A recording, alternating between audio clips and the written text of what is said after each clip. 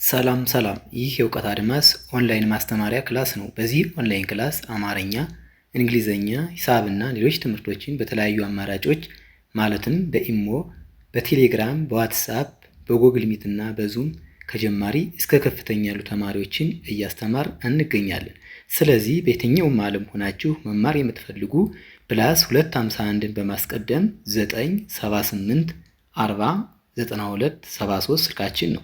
በተመቻችሁ ሰዓት ደውላችሁ በመመዝገብ መማር ትችላላችሁ። ዛሬ ይዤላችሁ የመጣሁት የእንግሊዘኛ ወርዶችን ነው። እንዲሁም በአማርኛ እየተረጎምን እና እንዲሁም በእንግሊዘኛ ስፔሊንጎችን ተጠቅመን በአማርኛ የተጻፉትን በእንግሊዘኛ እንጽፋለን ማለት ነው። ስለዚህ ሁላችሁም ሀሳባችሁን በመሰብሰብ ደብተርና እስክሪብቶ ይዛችሁ እንዲሁም ቪዲዮውን እያቆማችሁ በመጻፍ ተከታተሉኝ። ወደ ክላሳችን ሳልፍ SKY ሲነበብ ስካይ ስካይ ማለት በአማርኛ ትርጉሙ ሰማይ ስካይ ስንል ሰማይ ማለታችን ነው። ሰማይን በእንግሊዝኛ ስፔሊንግ ተጠቅመን ስንጽፍ SEMAY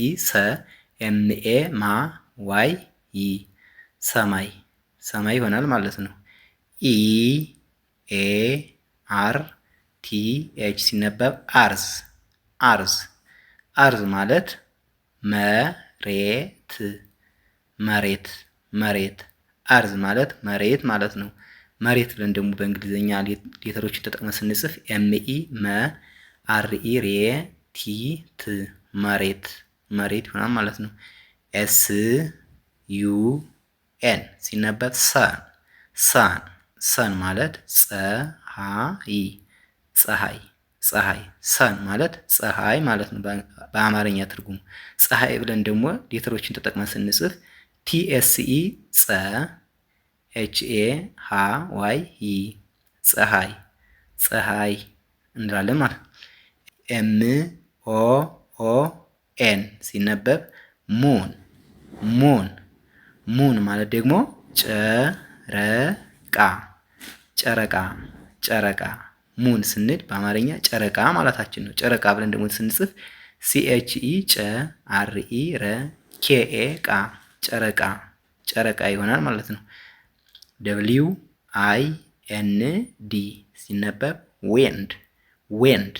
ዊንድ ማለት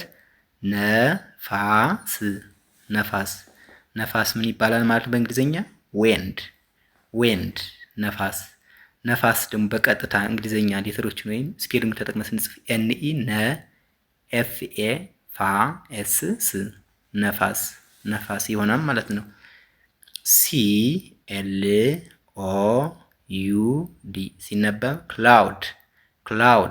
ክላውድ ማለት ደግሞ ደመና ክላውድ ስንል ደመና ማለታችን በአማርኛ። ደመና ብለን በቀጥታ ስንጽፍ ደግሞ DEME ደመና ይሆናል ማለት ነው። RAIN ሲነበብ ሬን ማለት ደግሞ ማለት ነው ዝናብ ሬን ስንል ዝናብ ማለታችን ነው። ዝናብ በቀጥታ ስንጽፍ ZNAB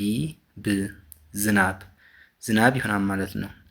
የዛሬ ክላሳችን ይህን ይመስላል። ቪዲዮውን ያያችሁ ላይክ፣ ሼር፣ ሳብስክራይብ በማድረግ ቤተሰብ ሁኑን። መማር የምትፈልጉ ስልካችን ከቪዲዮ በታች ስላለ ቀጥታ ደውላችሁ መማር ትችላላችሁ። በቀጣይ በሌላ ክላስ እስክንገናኝ ድረስ ሰላማችሁ ይብዛ። ሰላም ሁኑ። ቻው